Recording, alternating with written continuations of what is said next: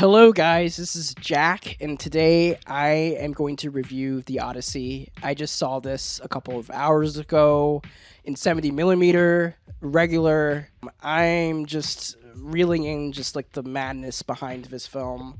I don't really need to create an introduction with Christopher Nolan. You already know who the director is if you've been following films for the past couple of decades.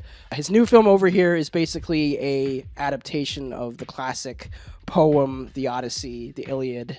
And with this film, controversy has kind of started up with this film with like the casting of all the characters and just how aesthetically pleasing the film looks and feels for some people. I kind of want to dispel the controversy just for a little bit because I do think from like the get-go, when you kind of like look at it at a surface level value type of feeling, I can totally understand that people are having some hang-ups with like the castings of the famous characters. But let me remind you that there's been a lot of films, especially those that have classic literature attached to them. Shakespeare is notorious for recontextualizing a lot of the stories that he has created into a modern kind of sensibility. But I think if you really start to really think about like the way art moves and kind of progresses over time, it makes complete sense that like the Odyssey is being recontextualized as a film about war and how war damages the mind and soul and body of a person and the person outside of the forces that are taking over their lives. And Odysseus, played by Matt Damon, is going through that internal and external pain as he's trying to come back home to his family while also avoiding a lot of like the superstitious tendencies of Zeus and Poseidon and the gods. The film's kind of tagline is to defy the gods. What is the point of that? You have to kind of like sit with it with this film. But I think Christopher Nolan, as a director, has shown a lot of promise with like the way he has constantly leveled up with like his directorial standards. And I think this film over here solidifies his position as probably one of the best like auteurs working today as regarding to like blockbusters. And I think with the Odyssey, the way he does kind of like recontextualize the material, the old material, and make it more feel like a sense of just modernism, if I have to kind of like spread that word out for a little bit. But it's a dirty word for a lot of like these chuds on the internet who are trying to provoke and cause a scene on the internet, and it's just a minority type of situation where it's like 1% of the internet who is complaining about like the casting of all the characters. But if you do watch the film, it makes total sense where all of these characters are going through and just like the castings alone. I think Matt Damon gives probably one of his best performances since The Martian, where he is stoic. He is kind of trying to guide his men back to the hometown, but he is constantly being thrown with a lot of boss levels, I should say. And I think I read a review earlier today just like describing this film kind of like a video game in a way, with the way Odysseus's men are constantly being chased by giants, the Cyclops. There's also other beasts that appear out of nowhere that try to kill a lot of these men, and each scene kind of like plays out like a boss level that you need to like defeat. But I think, again, going back to like Matt Damon, I think his performance is very lively, and you can kind of tell right away that like this guy is tired, he wants to go home, and he is doing his best to bring his men home. I would kind of pull more deeper into like the casting of this film with other characters like Tom Holland, who plays Odysseus' son. In the beginning of the film, he is basically kind of like the narrator or like the guide of the film, but he does disappear later into the film and kind of reappears at the end with like the suitors in that battle at the end. And I think his performance was pretty strong. It kind of takes a while to really sit in with Tom Holland's performance, because you're looking at him and you're just like, yeah, that's Spider-Man, like in kind of like a swords and sandals situation. But I think with his performance, like as the film goes on, you can kind of tell how Tom Holland is really trying to bite into the dialogue and like the material that he's given. I would say the same thing with like Robert Pattinson. His character is basically the villain, the guy who is like evil. He just wants to like start shit, and he plays his character so well to the point where you're just like, is this guy really evil in real life? I don't know, but I kind of have to like put that out there. Other characters that appear in this film include Sinon, played by Elliot Page, who has been kind of wrongfully described as Achilles earlier this year when the casting started to kind of like reveal itself. But they're not playing Achilles; they're playing Sinon, who is completely out of the Odyssey, the actual poem, but is added into this film to kind of make a point about how a warrior who is completely damaged is trying to tell what he wants from him. If I can kind of minor spoil a little bit, but his performance was just on another level, and it was just one of those things where I was just like, wow, welcome back, man. Like, we missed you. And I would kind of say the same thing with just like other performances here, like John Bernthal, who plays, I think, like the uncle or like the grandfather of Odysseus's son. And he doesn't do the, the rubbing the head, like, listen here, main performance. Let me tell you something else, man. Let me ask you something. Let me tell you something, man. He is surprisingly just doing his own thing while also not being like a caricature himself.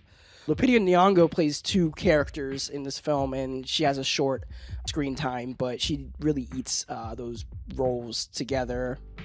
And I would say the same thing also with like Samantha Morton, who I think delivers probably the most evil and like wicked performance of the year as the witch who does something with pigs. If you have read the Odyssey, you know what's going to happen with the pigs. And going deeper into like that, without spoiling the film, Christopher Nolan has been like kind of like talking about making a horror film, and I think this film is a testing ground of what Christopher Nolan could do with like a full-fledged horror film, as the Cyclops is utilized as like a practical giant effect.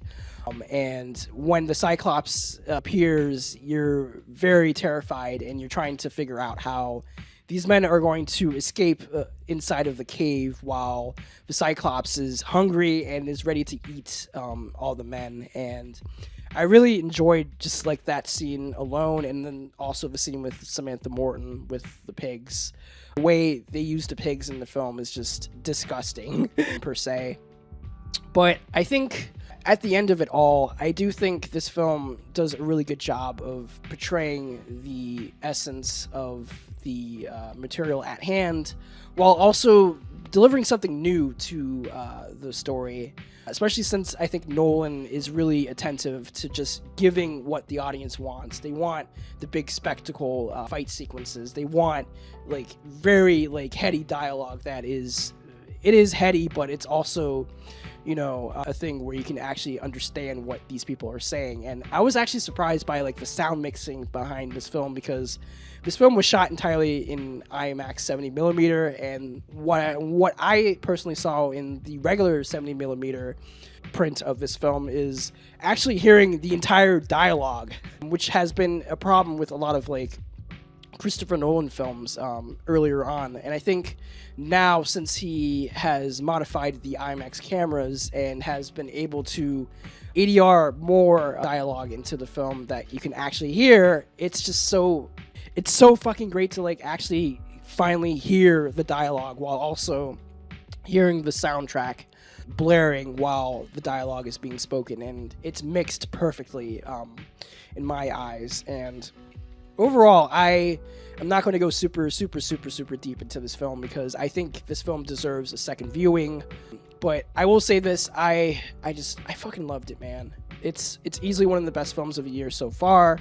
I don't know if I can put it at number one yet. I gotta like wait for my second viewing, but I think for now, like, it's an instant 5 out of 5. Like, literally, like, I don't really have any like wrong criticisms or just like nitpicks to kind of pull. Maybe like The dialogue, sure, it is modern, but it takes a while to kind of like sit with it. And then once, you really get into the rhythm of like how Nolan is going back and forth between the times where Odysseus is trying to come back home and Tom Holland's character trying to find him, it's actually surprisingly entertaining, immersive, atmospheric, and just easily just one of the best adventure films in the last 5 years, if I really have to like think about that. I think honestly it's going for all of the nominations, including all the techs. I do think costume design could be a make it or break it situation. I think the costumes in this are half and half. Some of them are really great and others are just like a little bit generic in the way they're presented, but it's whatever. It doesn't matter about that nomination, but the rest, it's going to get Best Picture as far as getting the nomination. Also, I would say Anne Hathaway for Best Actress. Her performance is fucking fantastic, and she does so much with like the character, from like emoting like the sadness of her husband leaving and just being gone for like 20 years. You can like tell right away from like her like body language and like her expressions that like she's really missing Odysseus. And I would also give John Leguizamo the key to the nomination here, because his performance in this is just memorizing. Like, he is the heart and soul of this film, and you right away are really rooting for him, really kind of like empathizing and sympathizing with his character. And I was just like generally like happy that he has like this type of performance in him. Take away for this. On stinky dinky,